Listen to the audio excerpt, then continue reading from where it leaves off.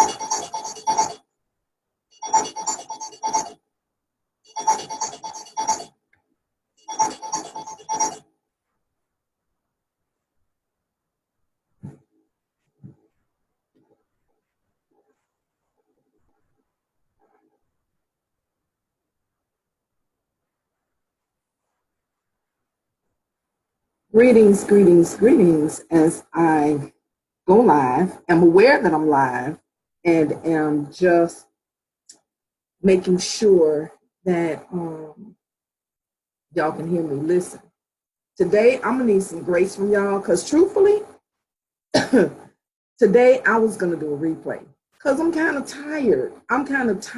I just want y'all to know I'm a little bit tired. I was out late. Y'all know I was out late because I put it on the wall. I showed y'all that I was out late. I was having a blast. I was hollering and screaming.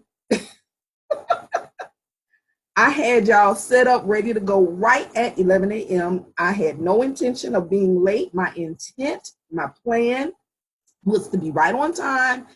And let me tell you something. I saw some stuff yesterday. I saw some stuff yesterday that had me cracking up. I just want y'all to know that first. I'm going to say that first. We're going to get the giggles out the way. Had me cracking all the way up. But just give me a second. I'm going to tell y'all about it. I saw something this morning, though. I responded to a post actually this morning. I had y'all set up. I was getting ready to do a replay. I get, these messages are really good. They're very timely. And it's not a bad look on the replay around here. It's just not a bad look. So I was going to do a replay. I was going to set it probably was going to be, well, it was two of them that I had up, and I was pulling them up. Greetings, Malik. Thank you very much for joining. There were two that I was pulling up, and I was wanting to reshare last week's message. It's the most recent, of course, so it's very timely. And I thought about, for a moment after I had, hi, Mike, thank you very much for joining. After I saw this post, and I was thinking, no, what I should replay is what God has to say. I mean, what the real root of all evil, which is fear. And then I decided, no, I gotta be live for this. So I'm gonna pull this up. I don't have any scripture saved, right? Wow. Okay, that's funny. I didn't expect that. But let me just hold on 1 minute, y'all. Hold on one moment, because I want to make sure that I'm in the right place. And I wanted to share, you know what? I know what I can do. I know exactly how to get to it. Y'all just bear with me for a moment. Just bear with me for a moment. I want to pull this up. I made a comment today, not even just a few minutes ago. Just a few minutes ago, I made a comment that actually made me decide, and I mean literally a few minutes ago. Thank God that I'm cute and I can get it together real fast. But I made a comment on a post that I want to share with y'all, which is the thing that actually caused me to say, no, I'm going to go live. So I'm going to need y'all to give me a little grace on my voice. I need y'all to share a little bit, share the video for me. Yeah, I'm going to need y'all to, hey, Kurt, thank you very much. Thank you very much. So what happened is I don't have any scriptures pulled up today. I do have my, the standard, not the standard, because there's nothing standard about this show, but I do have, the scriptures that I've already copied and put into my Run a Show doc, so that I can always refer to something, so I can show y'all people that, this is a different kind of Bible study. This is a different kind of Bible study. And look, I'm so out of it. I didn't even introduce myself to those of you who don't know me. I am Celebrity Mary. I'm leading with love. I'm governed by peace out here on this MoneyFest Destiny show. It's the gospel of money, because money is your God-given right. This is a different kind of Bible study. I do this each and every Sunday at 11 a.m., which is the most segregated hour of the week. Y'all know this, and I know this too. I do a rebroadcast every Sunday at 6 p.m. You'll see the same show again at 6 o'clock this evening. And of course, on Thursdays at 12 noon, I do it. I rebroadcast this same show. So I also have a call-in number.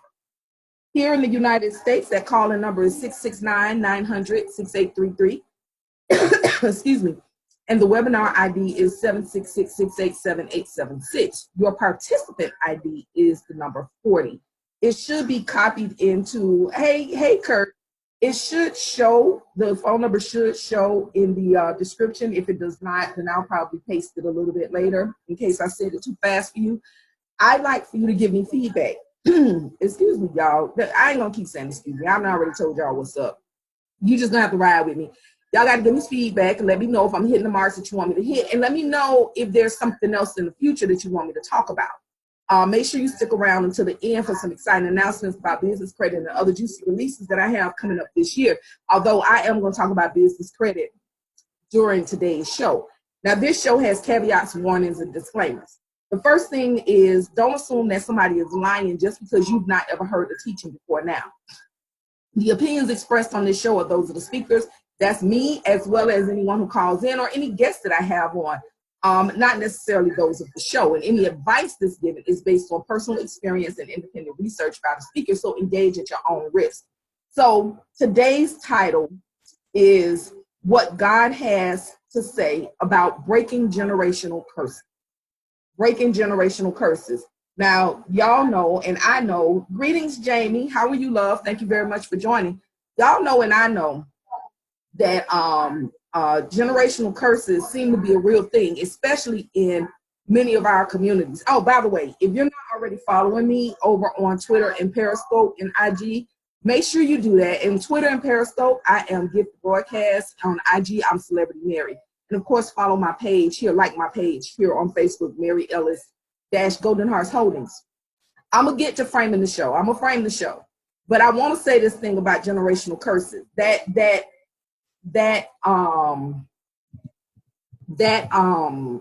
post that I responded to this morning is what made me, like I said, get up and say, no, I cannot do a replay. I got to do today's show. I have to do it live. I got to do it live, even though I haven't prepared myself, because, the things that I do on Saturday night, normally I didn't do last night. So I'm just gonna have to thug it out. Y'all just have to thug with me today. So some things will be familiar, some things will not. But I'm gonna share with y'all this post. That post really got me to think. In our communities, generational curses seem to be a thing. We seem to believe and have unending, unbending, unyielding faith in generational curses. We seem to believe that right there, that's the reason. That's why I can't get past this thing, because of these generational curses. We've been taught that by a whole lot of people. And that's not to say, now let me make sure that I'm being real transparent here. I am not in any way suggesting that there are not intentions and actions and greetings, economy. Welcome. Thank you, Minister Economy. So happy that you're here with me, love. Sorry I missed your show today, but as I was saying earlier, the sister was until just a few minutes ago, trust me when I tell you. So anyway, like I'm saying though, that's not to say that there are not, like I said, forces, intentions. That's not to say that there are not spiritual involvements that have to do with how certain people move. But my friend Jasmine Smith, who I met here in Virginia, has a saying that I have fallen all the way in love with. She says, it's not generational curses, it's generational behaviors. And that thing right there, when I tell you she hit that nail so hard on that head, I'm surprised it didn't split all the wood in the world. So it just bust that thing wide open, because it really is that. You can, yes, there is such a thing as spiritual DNA, for lack of another description. There are intentions and thoughts and remembrances that we embody, that we receive from our mothers as we're being, as we're coming into the earth, as well as those things that her mother imparted to her and her mother to her, and so on and so forth. There's also the environmental things that you begin to embody once you get into this earth. So you begin to learn certain habits, certain things. This is why, for instance, when I was born and raised in Miami, Florida. And in Miami, it is 70 degrees and a breeze. And it's like, oh my God, I need a parka, right? Like I'm about to die, I'm so cold. It's so cold out here. And then I moved to Atlanta and experienced what I have come to learn. Other people kind of laugh at, but I experienced winter in Atlanta. Like there was snow and everything. Yes, it wasn't up to my waist, you Minnesotans. I know that.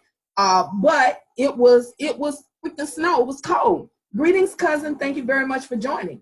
So I experienced that. And now 70 degrees is like a hot day to me, right? So those are environmental things. If I and the same thing happened to a lot of people who girl, you see I'm using it. I give her girl credit. I give her credit because she was the first person I've heard to say it. But yes, honey, generational behaviors, not generational curses. So anyway, as I continue to learn, you know, as I was growing up, everybody around me would become cold at, you know, the slightest drop in temperature. We'd be about to die. I remember one time, I ain't gonna tell y'all that story. I'll tell y'all another time. I'll tell y'all another time. So, but anyway, I learned how to tolerate whether that's not fucking on fire. I learned how to live out of hell. Because if you've ever been in Miami at any time of the year, it's like hot. That's it. They got two speeds, hot and wet. That's it. Miami got hot and wet. It's either raining or it's hot as hell. That's what's been going on. So that's what I grew up with. I moved to Atlanta. I learned a new kind of hot. In Atlanta, I was like, who hates me and why? How did it get to be this hot? Because when it was hot in Atlanta, it was hot. When I moved to Atlanta, I heard it being referred to as Hot Atlanta, but I really, honest to God, y'all, don't sue me. Don't sue me for my naivete. But I thought it was called Hot Atlanta because of the nightlife. I didn't know it was called Hot Atlanta because it's hot in Atlanta. But that was another kind of hot. And I learned how to adjust to get that kind of hot. My children, who were very young when I moved them to Atlanta, they were, you know, early teens, 12 and 13, I think at the time. When I moved them to Atlanta, they also learned, they also adjusted. So now they can handle being in, whether that's hot or really, really cold to the point where it's snowing. My youngest even spent a school year in Ohio, and he was like, "Ma, it was May, and there was still snow on the ground from leftover snow on the ground. Like it was still going down like that." So I'm saying all of that to say, we teach each other things through genetics, yes, through spirituality, yes, but mostly through behavior. If you're teaching a baby how to eat from a spoon, the thing that you do that helps a baby to understand, open your mouth, and when this goes in, close your mouth, suck, yum, yum, yum, and swallow, is you open your mouth. And the baby opens their mouth. You make facial expressions at babies and they mimic, they do it. And then you fall out laughing and then the baby start laughing. We teach each other things. This is just how life goes. So I want to put the myth of generational curses to bed. I want to bring forward my friend's her concept of generational behaviors. Because if it's a behavior, if it's a curse, ain't really nothing you can do about it, right? It ain't even your fault.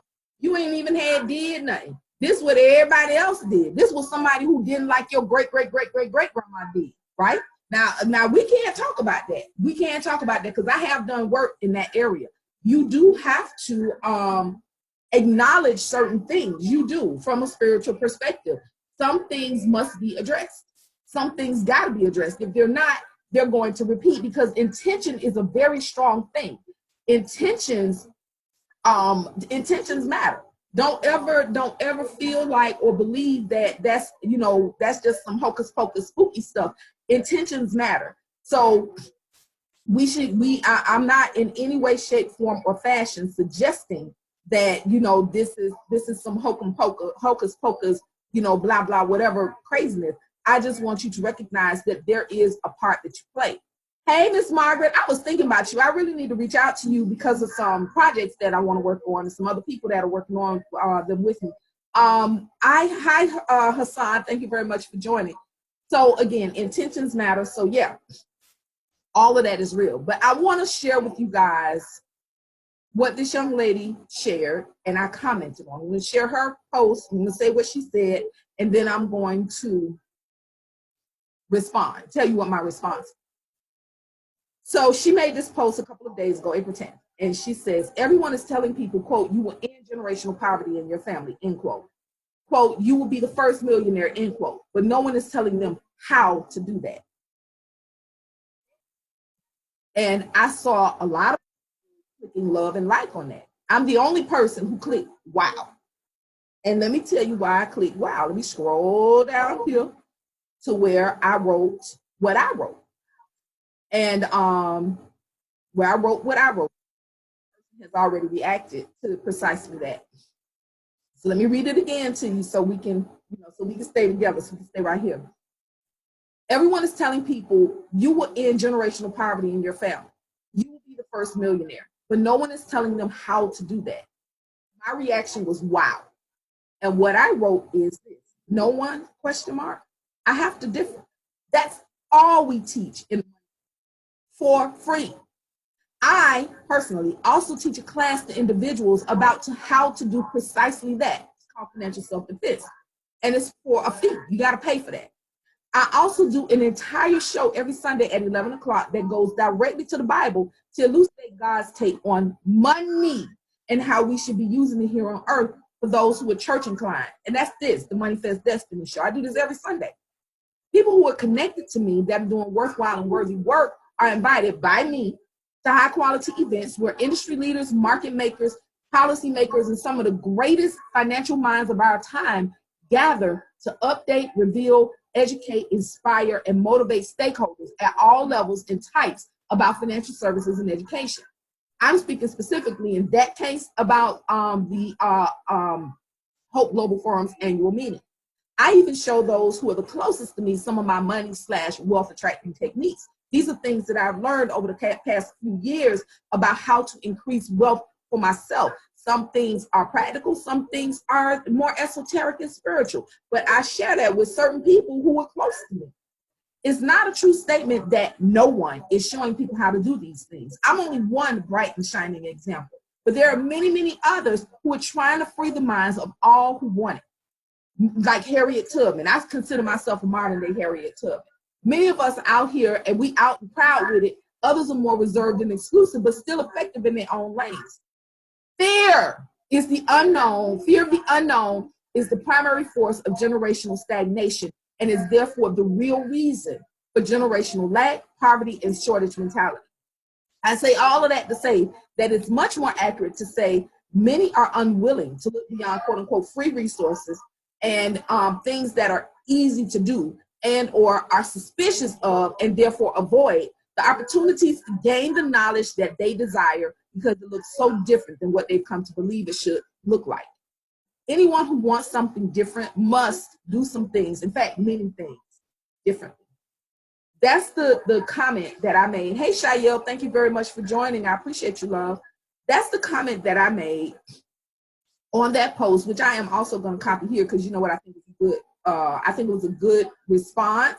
Hey, Craig, how you doing? So I'm going to put that here because I want to make sure that I have that. I'm going to have to go in and do a couple of the edits. I saw some, little edit here. I did it on my phone and I was barely waking up. Like I said, though, it woke me up. That's the thing that caused me to say, I can't do a replay today. I got to go and do my show. I have to do my show today. I have to do it live. I have to do it personally. I have to make sure that the call-in number is available. And today, I'm doing a whole workshop. Well, I don't know how whole it's going to be because I'm already basically halfway through my time. But today, the reason that I don't have, well, not the reason I don't have any scriptures set up and ready to go specifically for this message today, although I know if I go through run a show that I will easily find scriptures to support what I'm saying today. And I can jump right out to the Bible real easy. Y'all is forgiving. Y'all know me. And find the thing that I'm looking for. But I feel like it's really important to give some examples. So I'm going to do that today. Today, I'm going to share a couple of my workshop documents to y'all. I'm going to share these. These are free. Look, one of the first things I learned in the Money Attraction course when it was 20 Months to Millionaire is give away your best shit for free. And people don't have a choice but to come see you. They gotta come see you like that. They gotta be like, wait a minute now, so you had said, I had read what you had said. You know what I mean? So I'm gonna give y'all a couple nuggets today. And I'm gonna start with some very basic things. In fact, you know what? I'm gonna go somewhere else with it. Hold on, because I was gonna just pull up a couple of poems, but I got a whole PowerPoint that I want to show y'all from one of my workshops.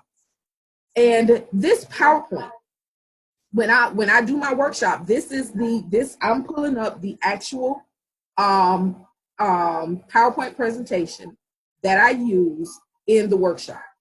And I'm gonna go through it with you a little bit. I'm gonna actually give you some tips, some pointers. I'm gonna show you some stuff. I'm gonna take you places. I'm gonna show you things. I always promise that to you. You stick with me, kid. I take you places. I'll show you things.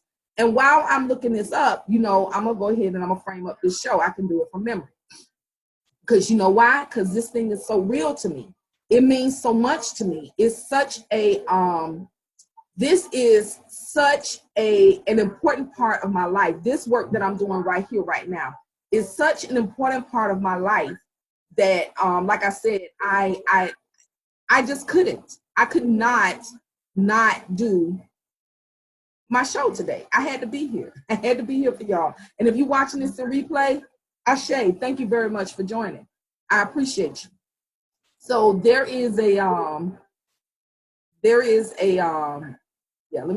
think this is it. And if it's not, don't worry.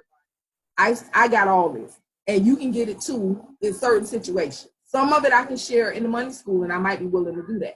Because this is when I began doing workshops. So it's pretty basic. So these are not some of the higher practical things, the harder things to do. This is some of the stuff that I have done in my workshops. Now, like I said, while I'm pulling this up, let me frame a couple of things for you. We know that there are 4 different types of workers. There are 4 ways to get money if you're working, right? In this world, there are classes of workers.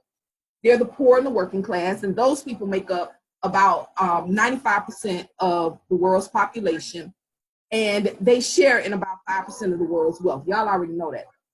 The wealthy and the elite, this is where we want to be. And we want to be here because the wealthy and the elite are the rest of the people. That's about 5% of the world's population, but they share in 95% of the world's wealth. That's an inequity and an imbalance. We can't really, it's kind of like, my position is there's no reason to fight. There's no reason to fight against that particular system. That system is designed for this time in our lives. That system is designed for this culture right now. So we're in this culture.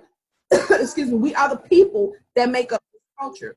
So what I propose is that we take Jasmine's advice and we stop with the generational curses and we break generational behaviors so that we are able to move ourselves from the poor and the working class into the wealthy and the elite classes so that our children, the children of the wealthy and the elite, will never have to complete a job application or work for a living. They will not be dependent on building someone else's dream in order to just survive. Think about that for a second. When you go to your job every day, that's somebody else's dream. You went to that place, excuse me, at some point in the distant past, you went to that place and you said, oh, please, oh, please, oh, please, please, please, please, please, please, please hire me.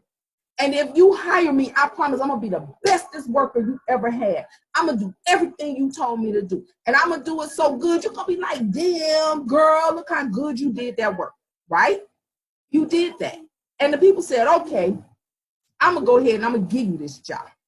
And I'm going to let you come to my place of employment every day from this time in the morning to this time in the evening. And I'm going to give you this amount of money. And you felt that little twinge, like, dang, I wish it was more. But you wanted that job. Hey, Jason Ellis, thank you, sir, for joining. You felt that little twinge, like, dang, I wish it was more. But you was like, I need this bread, I need this money, I need this job, so I'm going to go do what you told me to do. And then you get there. You get on the job, and you so happy, happy, happy. God blessed me with a job. Thank you, Jesus. You blessed me with a job. You got there. You started doing the work.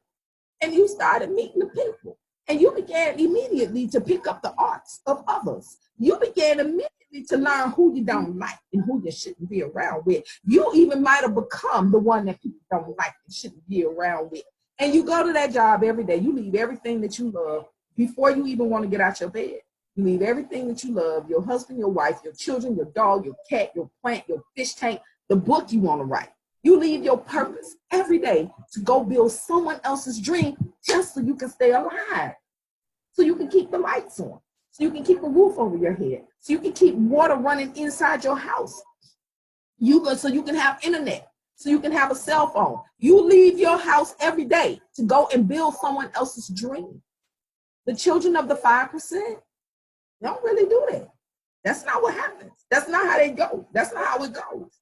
When they leave their house, it's typically on their terms, and they want to go because their dreams are being built for them by people like you.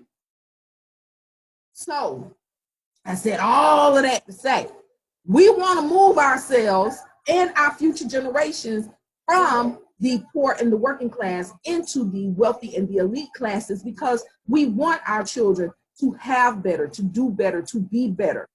No, think about this for a second. I should not say, do you know? Because this is for me.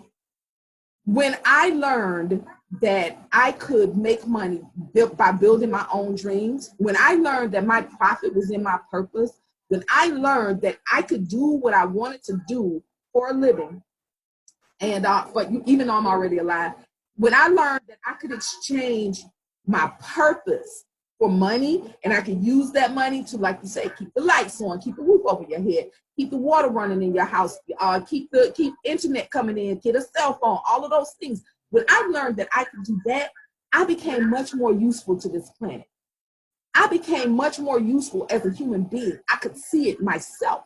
And it's not to say that I wasn't useful before. I simply wasn't using what I came to, the gifts and the talents that I had, that I was born with, to their best and highest use. I wasn't evolving the earth forward.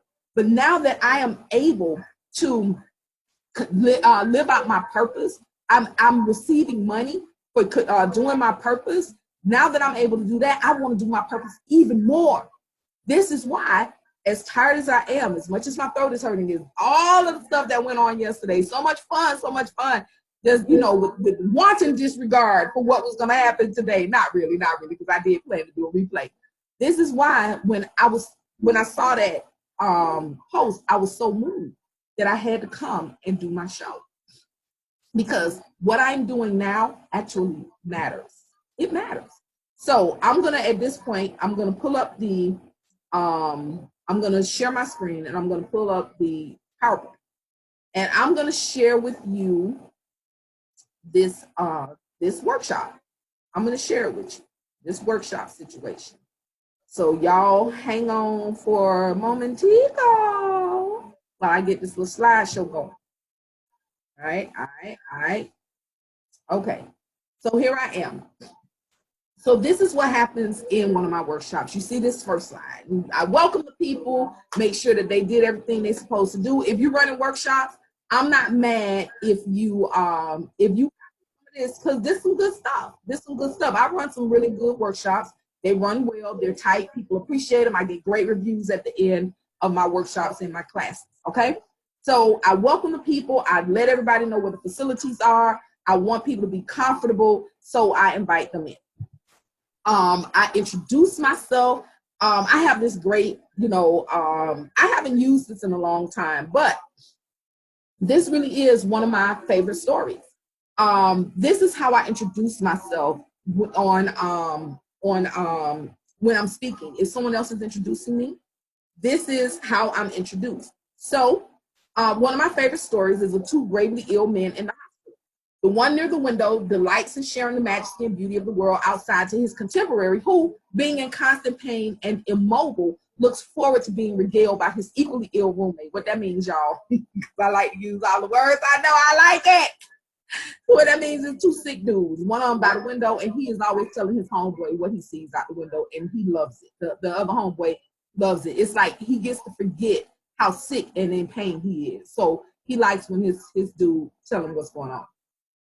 So upon the inevitable passing of the first man, the second man demands to be moved to the window so that he can marvel at the world outside, because he ain't got his homeboy to tell him what's going on outside the window anymore, only to learn that there was never a window and that his companion had been blind the whole time. Of these two men, I most identify with the blind man who can see beauty and wonder when others lack vision. That really is who, that's me. That's who I am. That's how I move. So that is how I introduce myself when I'm doing talks.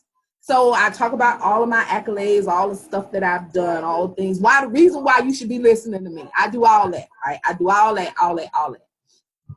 Right. Oh, I forgot I got the animations in here and stuff. Okay. And then of course, again, if you look, tell people how to get in touch with you right up front. Let them know this is how we're gonna stay in touch. We're gonna be social, okay? So then I give them my agenda. I tell people what it is that they should be expecting from me. Determining your financial health, that's very basic. And this is one of the ways that you're going to break the generational behaviors that are in your life. The way that you do that is, hang on a moment, y'all. I just want to get back to the screen here. Okay. Yeah, the way that you break generational behaviors is you got to first know where you at. You got to know where you are so you can know where you're going. It even helps sometimes to know where you've been. But more importantly, you have to know where you are right now. Okay? Credit basics, I talk about that. I do credit and finance goal setting. I do questions, answers, and testimonials. And then people give me back their evaluations. And like I said, I always get high marks. I pride myself on my high marks. Okay? The point of all of it is wealth. So when I tell you, this is an old presentation, remember I told y'all, so y'all know I haven't been doing workshops in a long time. This one might have been from 2015, okay? So these are the things that I hand out to the people. I give them the 52 weeks saving challenges, and there's two different ways. One is based on saving $1 per week. One is based on adding $1. One is based on saving $5 a week and adding $5. So that's one. The SMART Goals task sheet, that's the thing that I actually thought about and I wanted to share with y'all, and that I will actually, I can email or inbox anyone who asks me for it directly. But you got to ask me for it. I'm not just handing it out. Because again, part of the reason why most people don't advance in the way that they want to advance is because they're not willing to do anything differently. They're not willing to do anything that appears hard. They're not willing to do anything that doesn't look like what they've already done. And at the end of the day, if you keep doing what you did, you're going to keep getting what you got. So anyway, so I give them my business card and my flyer, and I also would give them a mirror. And I ain't talking about no little hammer. I give a big mirror. And of course, the evaluation form. Now, let me tell you what I do with that mirror. We make affirmations in that mirror. I have people to talk directly to themselves, look yourself in the eye, and make yourself some promises. And you're going to have to keep these promises to yourself. I have had people not be able to speak because they don't believe they can handle the promise. They don't believe that they can do it. I've seen grown men reduce to tears over just these little things. Just looking at, just stopping and taking a look at where you are right now. Okay? So that's what's in the packet. That's what they leave with. Then we do this thing called vocabulary. So the reason that I do vocabulary in that setting is because I want to make sure that when I say account and you say account, we both know what we're talking about. We're talking about the same thing. If I say expenses or finance, you know what we mean, what I mean when I'm saying expenses and finance. We got to speak the same language. How can they understand you, Badu? What good would your words do if they can understand you, Badu? So that's my situation, right? When I talk about bills, debt, budgeting, these are the ones that stand out. Credit, these are the big ones. When we say these words, I want us to be on the same page. I want us to agree that this is what we mean when we talk about bills, budget, credit, and debt, okay? And then, here we go, bills, debt, cost of life expenses, and savings. So when we do that, right, this is part of the vocabulary lesson. So when we do this, the next thing that we talk about is whether or not there's a difference between bills, debt, cost of life expenses, and savings. Bills, this is how I break this down. Bills versus debt. Bills occur on a regular cycle. They come either monthly, semi-monthly, weekly, whatever. They come on a regular cycle. I don't know anybody who got daily bills. I hope ain't nobody got no daily bills. I don't even like it when people have weekly and bi-weekly bills. I'm not in love with that. I think that the right frequency is probably monthly, because we live in a bi-weekly pay cycle for the most part. Some people are paid semi-monthly, but most people are paid bi-weekly. So some people are paid monthly. But, to me, every 2 weeks for pay means that your bill should come every month. In my mind, if you're paid monthly, you should be looking at your bills. In my mind, your bills should come quarterly, or you should be paying them quarterly if you're only paid monthly, right? But you got to get to that point. Amounts can vary from cycle to cycle. This is a bill. 1 month, your light bill may be one amount. The next month, it could be completely different. They have immediate to short-term effects. If you don't pay your power bill, you might not have power. They directly relate to your health and or comfort. Again, if you don't have power, you might not be as comfortable in your home. And there is no payoff. Bills keep coming. So that's how we're defining bills this conversation, okay? If you with me, drop a 111 in the chat box, whether you're watching live or in replay, okay? Debt usually comes on a monthly basis, but it could occur more frequently. I know people who purchased, buy their cars from Buy Here, Pay Here, and they pay bi-weekly. They pay as often as they get paid. I really dislike that. To me, that's such a setup. Not only is it a setup for draining your pocket and, basically getting the car back so they can sell it again. Like, they make a lot of profit off of those cars being resold. Thank you, ladies. Thank you very much for letting me know that y'all are still with me. Excuse me. But, and not to mention the interest rate. Basically, you pay the monthly interest rate twice a month. So you end up paying for the car 17 times before you ever pay for the car. You feel me? So anyway, that's another conversation. But debt usually comes on a frequent basis and is usually monthly. Like, there is a regular frequency. It could be larger amounts and connected to larger purchases. That's what they used to call buying on time. That's credit, right? So if you are buying a house, if you are buying a car, you're very likely to be paying off debt. Those are what's known as installment loans, student loans, for instance. Those things drop down over time. At least the principal should be dropping down over time. But again, this is a basic seminar, so we ain't gonna even get into how that actually works. These have long-term effects, including your future ability to purchase. If you miss payments on debt, those things typically report to your credit report, and they likely will affect your credit rating. And they may even affect whether or not you can establish new credit in the future. And there is a payoff amount. So where bills just keep coming and you don't ever really pay off the light company. But with a car or a house, there is a payoff amount. There is an amount of money you can give them, and they're like, okay, here, we're giving you that. We're giving you the thing. You don't owe us anything, okay? Cost of life expenses. These things are unavoidable. You got to eat. You got to have water to drink. They have an immediate effect on you. You have to be able to mobilize. You got to be able to move. So you either need gas in your car or a transit card so you can use public transportation. These things are necessary for sustaining your life. And I should say sustaining your lifestyle, because the truth is you don't need to pay for anything to stay alive. But you do, if you want to have certain comforts in your life and you want to participate in this thing called society, there's certain things that you want to have. You need to have some water running somewhere because you got to wash your body before you go be around people all the time. So you got to pay for that. You got to pay for a place to stay. You got to pay for a place to keep your belongings. These amounts that are owed are typically irregular, or it could be an occasional expense. But these are things that you can't avoid spending some money on some stuff. I don't like necessarily telling grown people what let me say it this way. I have become way more comfortable telling grown people what they should do. They don't always do it. And I used to be really invested in whether or not grown people did what I said to do. But savings should be mandatory in your life. Savings should have or can have an immediate, medium, and long-term effect on your life. Savings can impact your ability to purchase, and savings has an effect on your future and your planning. Savings is a really important part of our lives, but for a long time, to me, savings was a dirty, dirty, dirty word. How you expect me to be saving if I ain't making enough money? Drop a 444 if you have ever had that understanding or if you have ever felt that way.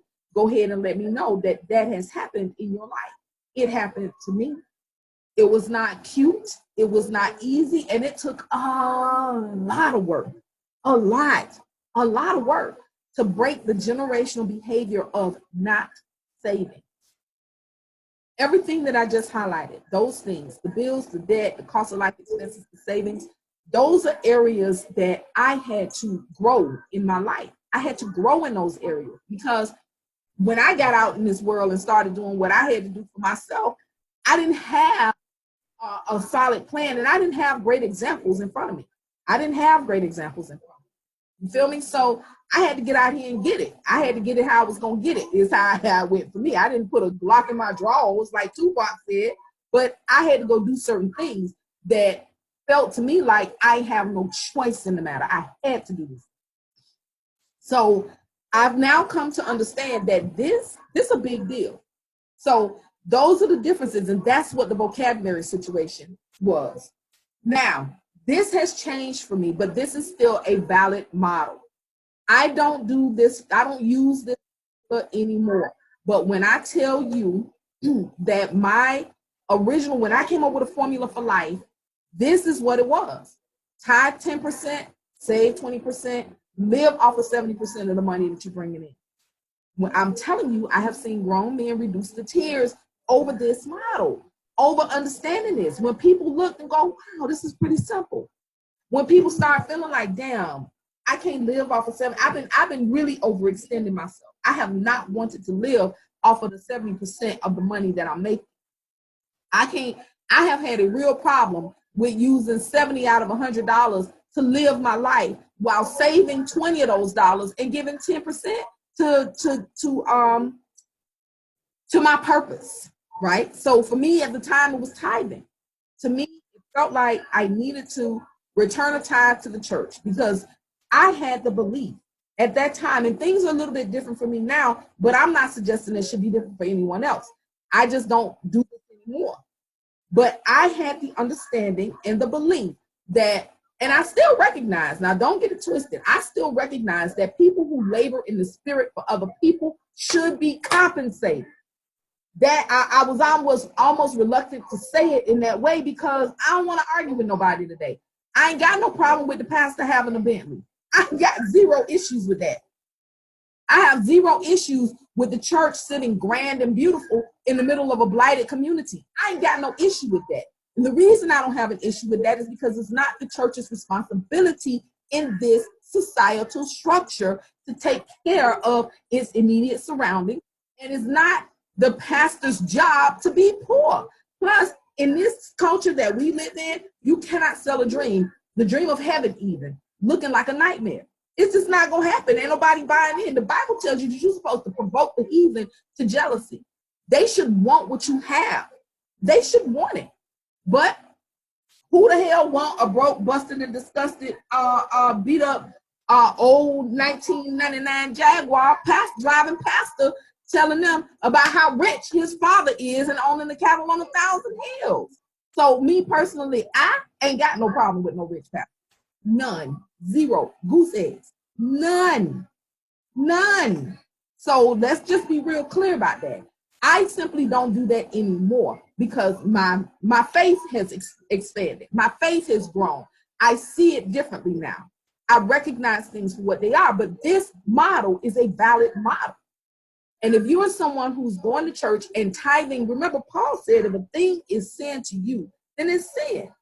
Then that means that if a thing is noble to you, then it's noble. So if you are a person who believes that your pastor deserves to be taken care of by the ministry because your pastor is laboring for your ministry, then you should be tithing. If you're going to church every week and your pastor is feeding you, you should be tithing. If you go into a big, beautiful sanctuary and you see your ministry doing work in the community, you should fucking be tithing.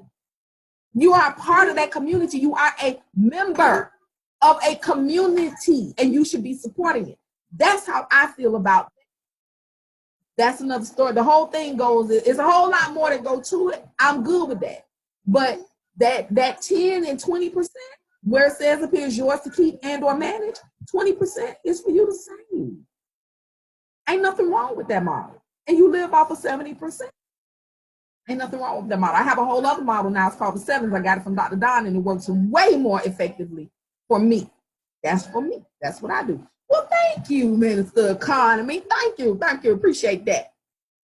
So the Bible says where your treasure is, wherever your treasure is, there will your heart be also. That's Matthew 6:21 in the King James Version of the Bible. Again, God stay talking about money. Y'all know this. God stay talking about money. So this slide, I think this slide was I had a video play here. So let me move past this because we do not want to do the video. We ain't trying to do that. So hold on, let me get, this was a declaration. Oh, okay, I remember now. Okay, this was a declaration that I had people saying because they got really emotional when we would get to the saving structure. We would get to this thing and people would be like crying and so right here is about where that's why I did my minister thing, and say, look, now we just gonna get this thing together. So again, when I say that there are indeed people who are showing people how to do this, I'm talking about me, and this is not new. I didn't just start doing this. Economy and I used to work together. Economy can tell you, I'm sure she's seen me make a couple, 2-3 copies for my workshops. I was going out of town like every weekend speaking and doing workshops. I was definitely leaving at least twice a month doing workshops in Florida when I lived in Atlanta. So here is something else that I came up with, right? So again, we want to break generational behaviors so that we can have new things for the next generation. So this is what I believe the success cycle looks like. Starting in the middle, I learn. And when I learn, I grow. And when I grow, I repeat the cycle by learning and growing some more. Now, because I learn and I grow and I repeat, and I keep doing this as I learn, as I grow, as I repeat, as I learn, as I grow, as I repeat, the love in me begins to heal. And as I'm healing, that's what growth, the healing and growth go together, right? As I'm healing and I'm growing, I begin to reach out. And as I begin to reach out, I can't help but to teach. And as I teach, I can't help but to rebuild. And rebuilding takes me right back to love. Y'all see that? Y'all feel it? If you're feeling that, if you're feeling that success, you see that little copyright down there at the bottom that say 2015? It belongs to me, but you is welcome to share it. Just make sure you give a sister her credits, okay? You give honor where honor is due. This is a worthy vessel. I know I am. This is a worthy vessel. So you give credit where credit is due. And if you would like to use this, if this thing seems reasonable to you, if this is something you want to share, drop a 555 in the comments. Let a sister know that this is some good stuff. I like that. And like I said, you're welcome to use it. I put it out here because I want you to have it. I also want my credit for it because that's my brain baby. Like I was sitting down one day and drew that on a piece of paper and went, I made a whole model. I was very, very proud of it. But that's the success cycle, okay? That's the golden hearts holders version of the success cycle, okay? This is what success looks like to me. So, yes, Master Teacher, you is welcome, honey, to use this. You is teaching children. So yes, you use this, girl. You use this. All right, now what? Let's see. What's the next thing? Let's see. Am I clicking? All right. Okay, so now we get into some more. So those things feel more esoteric, more spiritual. Let's get into, aside from the, how to split up your money situation, we're going to look at some of the strengths, the weaknesses, the opportunities, and the threats. This is a SWOT analysis. If you worked anywhere for more than 15 minutes and your job required you to sit at a desk, then you have heard of a SWOT analysis. If you have not, you about to learn today. You gonna learn today, buddy. You is gonna learn today. Now I'm real quick and I'm gonna pull up my notes because I don't think that, I just want to make sure that I remember to ask y'all or to give y'all the questions, all of the questions. So hold on one quick moment. This is, all right, hang on one moment. Because I want to make sure that I'm asking all the questions. So your strengths are obvious. You, on a document like this, you would look at what your strengths are. Are you well-spoken? Are you confident? Are you someone who has information? Are you willing to share the information? All of those things are strengths. And I'm thinking by myself right now. All of those things are strengths. Weaknesses. A lot of people don't want to talk about their weaknesses. One of mine is that I'm a little bit sensitive and I get quite invested in what it is that people are, whether or not people do what I tell them to do. And that weakness also presented, that particular weakness also presented an opportunity for me to improve. That weakness presented an opportunity for me to improve. And I learned how to not be as emotionally invested. And I'm talking about, I would be invested because I would be mad. I'd be getting mad and, all kinds of stuff. I'd be getting mad with the people and, talk trash. Or, you know what the worst thing that happened to me in doing that? The worst thing was that being so invested in whether or not people were listening to me caused me to doubt myself. So that was an opportunity for me to grow. My self-doubt was an opportunity for me to grow. My self-doubt was an opportunity, believe it or not. Let me tell you what ended up happening. When I realized that where the doubt was coming from was that weakness where I was so invested in what people were thinking, saying, how they were behaving and all of that stuff. When I realized that that's what it was, I started doing things like upping my price. And when I upped my price, a miraculous thing happened. Certain types of people, those people who were broken, who had not done the work to heal themselves, who had not, who didn't really want it. When those people were out of my life, when I was not dealing with those particular people, what I learned was that the doubt wasn't with me. It wasn't. So, oh my God, what's the name of the guy? Is it Sun Lee who wrote the Art of War? He said that when a soldier is not performing well, it's either a problem with the strategy or with the teacher. I knew it wasn't the teacher. I also knew it wasn't it had to then be the strategy, and the strategy was that I was, emotionally invested. I want this for you. When I realized that was the issue, it gave me the opportunity to up my price, which put more money in my pocket, by the way, and reestablished my confidence, because the people who actually wanted what I had didn't need what I had. And need is such a nebulous word, because people think they need stuff and you don't. And because you don't really need it, your need is actually masking something else. You come and you bring all that energy to somebody like me, who was all open and gushy and ready and all of this. It created an opportunity for me to increase my business, expand my business, and thicken my skin, toughen me up. Threats. Let me tell you what the threats were to my business. The threats to my business, in addition to me being overly emotionally invested in other people's, doing what I say, not their success. Now, had I been invested in their success, that's a different conversation. But I was invested in them doing what I said. Drop a 666 if you understand what I mean, right? 6 is the number of flesh. You understand what I mean? Drop a 666 in the If you're uncomfortable with 3 6s, drop 4. It don't matter to me. I'm good on that. But that was a threat. Another threat is that people Another threat that was a business to, another thing that was a threat to my business is that people are afraid of the unknown.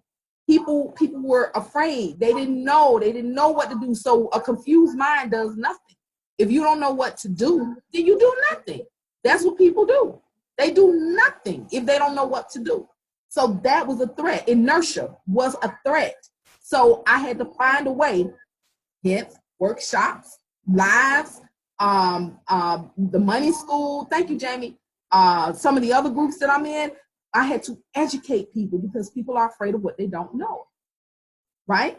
So here is what, let me see. Ooh, let me tell y'all what I wrote. Girl, this is so good. It's so good. Let me tell you what was, ooh, look at all of the notes that I have in here.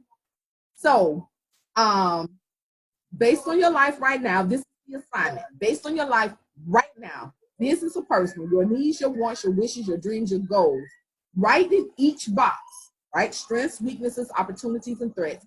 Write in each box 1 to 3 things that are either a strength, a weakness, a threat, or an opportunity in your life right now. Girl, these workshops used to be intense. Y'all, woo! Once you've done that, then we're going to do a little bit of analysis because that's what I do. The first thing I do when you become my client is we do an analysis and an evaluation. We evaluate and then we analyze. That's what we do. We write it all down. I do an evaluation and then an analysis. We get together, we talk about it, we come up with a plan together. That's how I work. And I like doing that. I kind of like, I think this is one of my strengths. I am invested in your success. I like when I see the light bulb come on. I like it.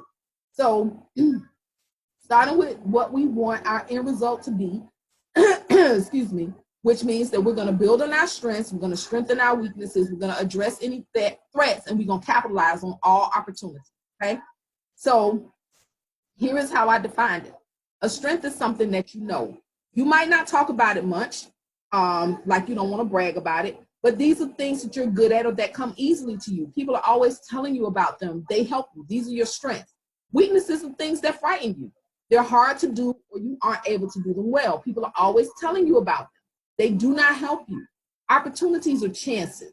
They're often unexpected, but you can still be prepared for it when it presents itself.